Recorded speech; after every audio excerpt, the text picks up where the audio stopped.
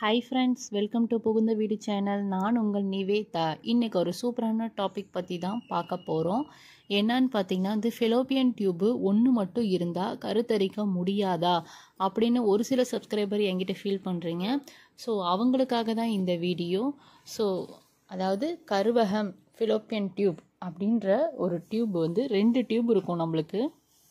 அதில் ஒரு டியூப் மட்டும் இருந்தால் கர்ப்பம் வந்து தரிக்க முடியாதா அப்படின்னு கேட்குறீங்க. ஸோ அதை பற்றி தான் இந்த வீடியோ. அதுக்கு முன்னாடி நம்ம சேனலை சப்ஸ்கிரைப் பண்ணிக்கோங்க. என் ஃபோன் நம்பர் வேணும்னு கேட்குறீங்க. என் ஃபோன் நம்பர் வேணும்னா நான் ஸ்க்ரீனில் ஒரு நம்பர் தரேன். அந்த நம்பருக்கு வாட்ஸ்அப் பண்ணுங்கள். அது ஒரு யூடியூப் ரூல்ஸ் என்னன்னு சொல்லிட்டு ஷேர் பண்ணுவாங்க. உங்களுக்கு விருப்பம் இருந்தால் ஜாயின் பண்ணிக்கோங்க, இல்லைன்னா இக்னோர் பண்ணிக்கோங்க. வாங்க வீடியோக்குள்ளே போகலாம்.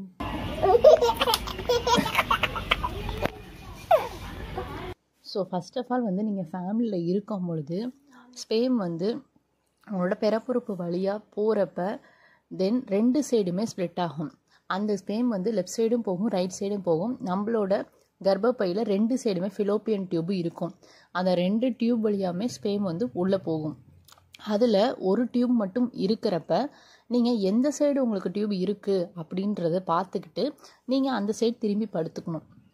ஸோ எப்போயுமே நீங்கள் ஃபேமிலியாக இருக்கும் பொழுதும் சரி, நார்மலாக படுக்கும் பொழுதும் சரி, எப்போயுமே வந்து நீங்கள் இப்போ லெஃப்ட் சைடு வந்து இருக்குது, ரைட் சைடு இல்லை அப்படின்னா லெஃப்ட் சைடு திரும்பி படுத்துக்கோங்க. ஸோ இது எதனால் அப்படின்னா ஸ்பேம் வந்து வேகமாக நீந்தி போகிறதுக்கு ரொம்ப ஹெல்ப்ஃபுல்லாக இருக்கும்.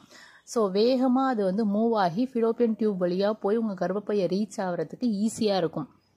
ஸோ இதுவே நீங்கள் இன்னொரு சைடு ஆப்போசிட் சைடு திரும்பி படுத்திங்கன்னா அந்த சைடு டியூப் இருக்காது. ஸோ டியூப் இருக்காது, இந்த சைடு போகிறதுக்கு வாய்ப்புகள் கம்மியாயிடும். ஸோ ரைட் சைடு மட்டும் போயிட்டு அப்படியே சுற்றி வந்து லெஃப்ட் சைடு போகும். ஸோ அந்த மாதிரி இருக்கப்ப எக்டோபிக் ப்ரெக்னென்சி ஆகிறதுக்கு அதிகப்படியான வாய்ப்புகள் இருக்குது. அதனால தான் ஒன்ஸ் எக்டோபிக் ப்ரெக்னென்சியாக இருந்து ஃபிலோப்பியன் டியூப் ரிமூவ் பண்ணியிருந்தாங்கன்னா மறுபடியும் எக்டோபிக் ப்ரெக்னென்சி ஆகிறதுக்கு வாய்ப்புகள் இருக்குதுன்னு சொல்லிட்டு டாக்டர் சொல்கிறாங்க.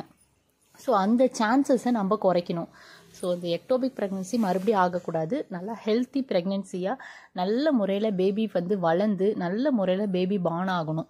ஸோ அதுக்கு நீங்கள் பண்ணுற ஒரே விஷயம், எந்த சைடு டியூப் இருக்குன்றது உங்களுக்கே தெரியும். ஏன்னா உங்களுக்கு ஆப்ரேட் பண்ணி ரிமூவ் பண்ணியிருப்பாங்க. அந்த டியூப் சைடு வந்து திரும்பி படுத்துக்கோங்க. எனி டைம் அந்த சைடே படுங்க.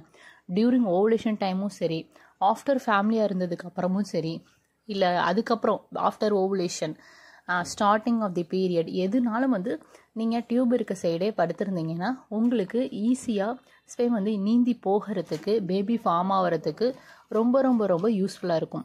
ஸோ இந்த ஒரே ஒரு டிப்ஸ் மட்டும் ஃபாலோ பண்ணுங்கள். மறுபடியும் எக்டோபிக் ப்ரெக்னென்சியாக வராது. நல்ல முறையில் பேபி பிறக்கும்.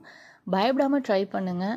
அதே போல் டாக்டர் கொடுத்த டேப்லெட்ஸை கரெக்டாக ஃபாலோ பண்ணுங்கள். டைமுக்கு ஃபாலோ பண்ணுங்கள். ஃபாலோ பண்ணுறது முக்கியம் இல்லை. காலையில் இந்த டேப்லெட் போடுங்கன்னா கரெக்டாக அந்த டேப்லெட் மட்டும் போடுங்க. 2 டேப்லெட் சேர்த்து போடாதீங்க. காலையில் மறந்துட்டேன் அதனால் நைட்டு நான் சேர்த்து போட்டுக்கிறேன் அப்படிலாம் போடக்கூடாது. ஸோ கரெக்டான டோஸு கரெக்டான டைமில் தான் போடணும். இன்கேஸ் மறந்துட்டால் விட்டுருங்க, அடுத்த நாள் போடுங்க. வேறு டைமிங் வந்து மாற்றி போடாதீங்க. ப்ரொஜெஸ்ட்ரான் டேப்லெட் ப்ரிஃபர் பண்ணியிருந்தால் எடுத்துக்கோங்க. ஃபோலிக் ப்ரிஃபர் பண்ணால் எடுத்துக்கோங்க. எந்த ஒரு டேப்லெட்டையும் அலட்சியமாக எடுத்துக்க வேணாம். கரெக்டாக பர்ஃபெக்டாக எடுத்துக்கோங்க. அட் தி சேம் டைம் பார்த்தீங்கன்னா ஒரு டியூப் இருந்தால் ப்ரெக்னென்சி ஆக முடியாது அப்படின்ற ஒரு ஃபேக் இதை வந்து நீங்கள் எடுத்துக்காதீங்க. நம்பிக்கையாக ஃபாலோ பண்ணுங்கள். உங்கள் மேலே நீங்கள் நம்பிக்கை வச்சாதான் உங்கள் பேபி உங்களை நம்பி உங்கள் வயிற்றுக்கு வரும். Simple concept.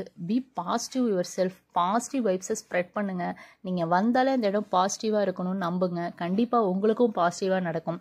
யாராவது வந்து ஏளனமாவோ இல்லை உங்களை இழிவாகவோ பேசுனா காதிலே வாங்காதீங்க. உங்களுக்கான கோல் என்ன? உங்களுக்கு பேபி ஃபார்ம் ஆகணும், அவ்வளோதான். ஸோ டியூப் இருக்க சைடு ஃபார்ம் ஆகணும். அதனால டியூப் உள்ள சைடு படுத்துட்டு அதே போல் டேப்லெட்ஸை ஃபாலோ பண்ணிட்டு கரெக்டான ஓவலேஷன் டைம் கால்குலேட் பண்ணி அந்த டைமில் ஃபேமிலியாக இருக்கிறது மட்டும்தான் உங்கள் ஒர்க்கு. ஸோ அதை மட்டும் நீங்கள் கரெக்டாக ஃபாலோ பண்ணுங்கள். பிகாஸ் பேசுகிறவங்க இதை நீங்கள் கேட்டுட்டு இருந்தீங்கன்னா உங்களோட ஒர்க்கில் உங்களால் கான்சன்ட்ரேஷன் பண்ண முடியாது. பேசுகிற வாய் மூடிக்கலாம். ஒரு பேபி பிறந்துச்சுன்னா ஆட்டோமேட்டிக்காக அது மூடிடும். ஸோ நீங்கள் போய் மூடணுன்ட்டு வந்து ட்ரையே பண்ணாதீங்க. உங்களுக்கு தான் ஸ்ட்ரெஸ் அதிகமாக இருந்தால் ஆட்டோமேட்டிக்காக நீர்க்கட்டி ப்ராப்ளம் வரத்துக்கு வாய்ப்புகள் இருக்குது. தூக்கமின்மையாக ஆகிடும் உடம்பு. ஸோ தைராய்டு ப்ராப்ளமும் வரும். ஸோ எல்லாமே உங்களுக்கு முழுக்க உங்களுக்கு மட்டும்தான் அனர்த்தம், வேறு யாருக்கும் எந்த ஒரு ப்ராப்ளமும் கிடையாது. அவங்க ஜாலியாக அவங்கள பற்றி புறணி பேசிட்டு தான் இருப்பாங்க. ஸோ அதை பற்றிலாம் நீங்கள் ஒரி பண்ணாமல் கரெக்டாக கான்சன்ட்ரேட் பண்ணி வந்து நீங்கள் கரெக்டாக ஃபேமிலியில் இருந்தீங்கன்னா கட்டாயம் உங்களுக்கு இந்த மாதமே கர்ப்பம் ஆவீங்க.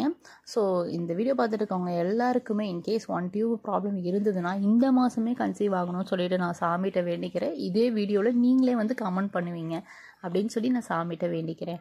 Bye friends.